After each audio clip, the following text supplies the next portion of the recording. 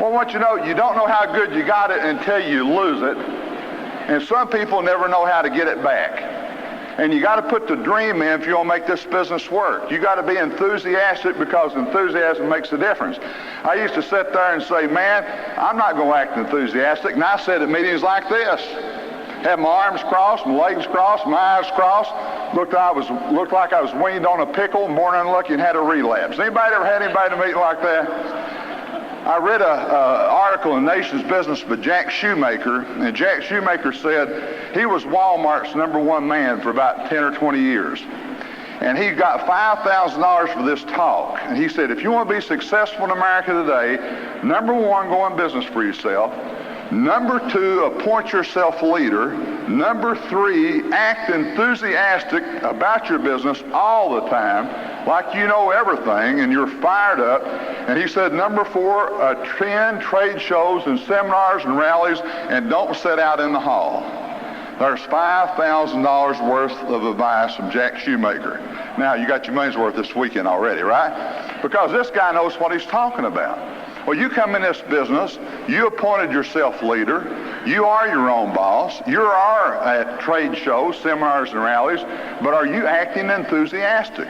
You see, your belief overpowers people, and you got to be excited about what you're doing. I want to help you with your belief. How many people in here went to work last Monday?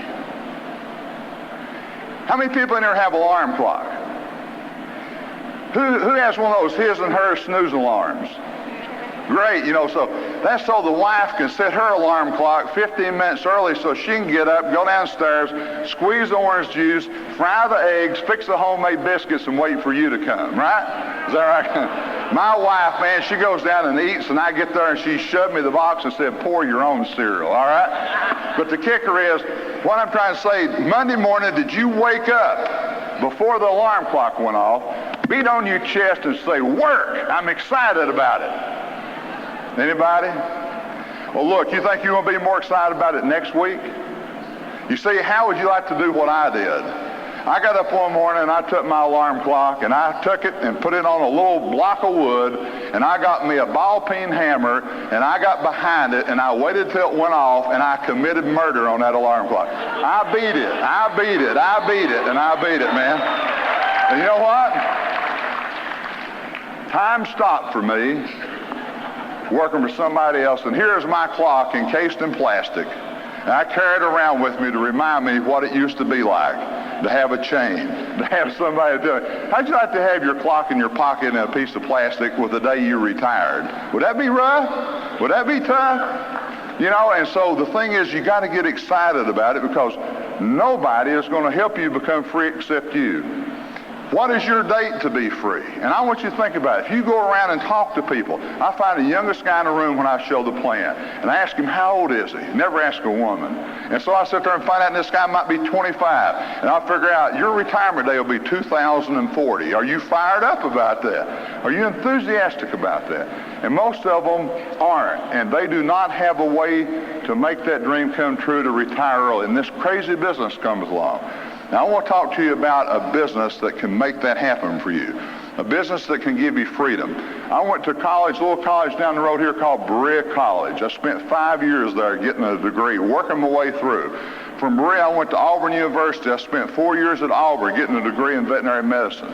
From there, I went to Woodford Veterinary Clinic, one of the largest animal hospitals in the state of Kentucky. There were 14 other veterinarians there before I came. Now, you know what happens when you got 14 other veterinarians and they got there first? That means they worked on the front end of the horse, and guess which end I got? I found out real fast there wasn't much status taking a dog's temperature on the wrong end. You sure don't put the thermometer under their tongue. And so here I am working, man. We have Mercedes-Benzes driving up these big horse farms and go out there working on horses. And I said, I've arrived. Man, it's great. I'm successful. But I didn't own the business. And the guy that owned it, a dear friend of mine, just passed away, because the time he got it owned and paid for, ready to enjoy it, he died. And it's just something a lot of people don't understand about freedom, because they don't have a vehicle, and this crazy business can give you the freedom. We've been to Australia 4 times in the past 2 years. I took my little boy to Australia the last time. He's 6 years old. He went to kindergarten. After we went to Australia, he got to pet the kangaroos and the wombats. And we went out and we went to Phillips Island and saw a little fairy penguin parade where these little miniature penguins come out of the water, march up the beach. And there's me and Dinah and Joe and 10,000 Japanese tourists over there, you know. And we're sitting over there watching this. And we stopped by a giant worm farm. Got any bass fishermen in here? Have you ever seen a 12-foot worm? I want to tell you something, man. I saw a 12-foot worm in Australia. They grow a lot of things big down there, man. And I was trying to think, if I can only bring 2 back, and I can only start breeding them. You could throw a worm out there and the fish would give up and jump in your boat immediately, man. But anyway, my little boy, he came back from 3 weeks in Australia. We're visiting 2 friends of ours that are retired veterinarians in Australia, Trevor and Joe Chatham. And we're running around his BMW and eating in the finest restaurants and hotels, sailing on his yacht out in the ocean, you know. And I was missing being a veterinarian. You believe that? Man, I tell you what, I didn't miss my mother-in-law. I didn't miss anything, man. I was enjoying the moment. But my son came back, and after kindergarten, he went into 1st grade, and they said, "What'd you do this summer?" And some of them said, "I played soccer." Some of them said, "Well, I visited my grandpa." And some of them said, "Well, I went over and I played baseball." And they said, "Joe, what'd you do?" Joe said, "I went to Australia." And they went, And I petted kangaroos and wombats. They said, And he said, "And I saw a 12-foot worm." They went, yeah. So Joe was all of a sudden a big windbag. So we get out of school, you know, after going to school for a month, and we go to Free Enterprise Day.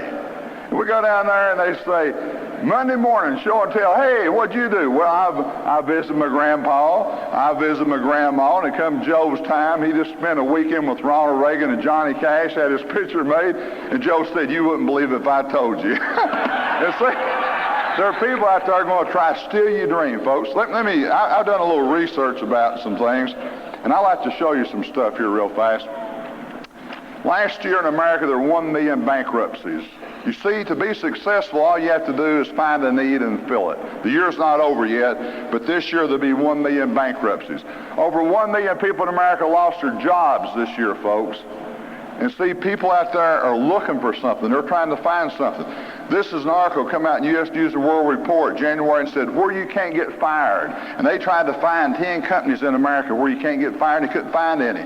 They come up on this one article, and they said, well, different companies do different things. It said Sears and Roebuck would dismiss 21,000 people. That's up to about 35,000 now. It said they got dismissed. It said IBM wasn't going to fire anybody. It was going to shave 10,000.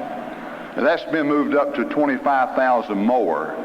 And he goes on to say digital equipment says it's going to transition 6,000. Isn't that great? You go to a party and say, "Did you get fired?" "No, I got shaved." You know, IBM fires you with status. You only get shaved. And I'm sitting here, they closed a plant down the road here. Nobody has job security. Front page in the paper not too long ago said white-collar workers are disgruntled about work. It says most corporate executives, 90% of the 1,000 top executives in America feel less loyal to their employer than they did before. 60% said they would start their own business if somebody would show them how. Anybody here willing to volunteer? Don't you know America's hungry? It's the greatest opportunity it's ever been. 60%. They went to Harvard Business School, the MBAs in Harvard. Over 70% said they didn't want a job, they wanted a business of their own. It's the greatest opportunity it's ever been. This is the Business Week. It said the under 30 generation. Anybody that's over 30, they call us the baby boomers. How many people we got in here? How many baby boomers we got? Ain't it great, man? Well, let me tell you something. How many of you baby boomers raised some baby busters? Anybody under 30, all right? Now, let me tell you, if you boom and they bust, they move back in with you with their dog and their wife and their kids and their goldfish, all right? So you might need to build this business to loan them enough money to get out of your house. And it's something today. It says the first generation to be less prosperous than their parents. You think about the opportunity with people under 30. People go out and buy a car. Said if you bought a car, 1981, a Chevrolet, it's going to cost you about $7,700. Things have doubled in Lexington, Kentucky, and Louisville, in this area. I got a letter the other day that said that a couple averages making $30,000 a year in Lexington, but to buy an average home, they need to make $50,000 a year. They're $20,000 a year short to be able to buy a home. How many people you think out there are looking for something, enough money to be able to buy a home of their own? And I read this, it said this, that for an average household in America has debts equal to 84% of their annual after-tax income. It was only 65% in 1980, and it says now the average paycheck is 5% smaller than it was 10 years ago. The greatest opportunity that's ever been in this country is today.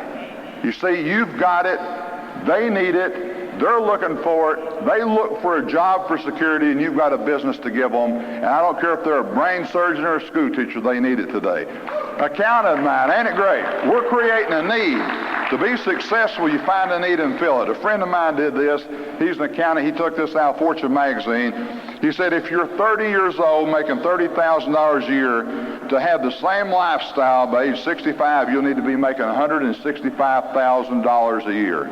Folks, you cannot realize what's happening in this country. You can't realize a couple years ago national debt was something like $2.5 trillion, now it's $4 trillion. And it's unbelievable the amount of debt that our country's going into. Our government, we're looking to the government to save us.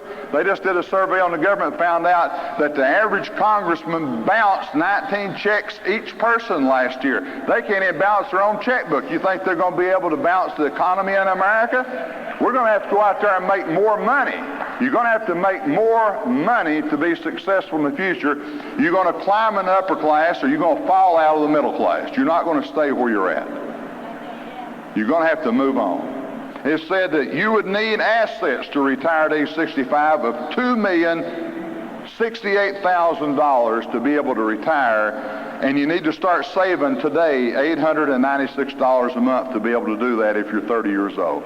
Did anybody sock away $896? Now, I want to tell you something. My power bonus took care of that. I don't need to worry about it. Pal, man. We didn't have that last year, and it was only 1% last year. This year, I didn't know I was even going to get it. When we got it next year, they already bumped it up to 1.5% instead of 1%. I got it and didn't know I was going to get it, and I'm going to get a raise. I was kind of happy with what I got, but I ain't going to tell Rich DeVos that. He's got plenty. All right? How'd you like to be in a business that has 11 incomes? How'd you like to have a business you don't know when the checks are coming? You just get another one. This is exciting. You have that problem down at work? Most people have a paycheck with 11 deductions, and they're sitting there trying to figure out, man, how they're going to make it. Let me talk to you about the key to America's future. It's entrepreneurship, and I'm going to prove something to you right now. I've done a lot of research on this. They ask people, why do people go in business? And most people think it's for money. Only 3% of the people, according to USA Today, went in business for money. 64% went in to be their own boss. 33% went in to have control of their lives. So that means 97% of the people in America going in business today wants to own their own business and wants to control their lives because they feel like they've lost control. And you know what you have to do is just go up to somebody and ask them a simple question. Do you have a business of your own? If they say yes, ask them, you ever look for other ways of making money? If you come up and say, you have a business of your own, and they say no, say, do you ever think about having one? And show them how they can have one. That's all I use today, because people want to control their lives, and they want to be able to have basically a way to own their own business in America, the free enterprise system.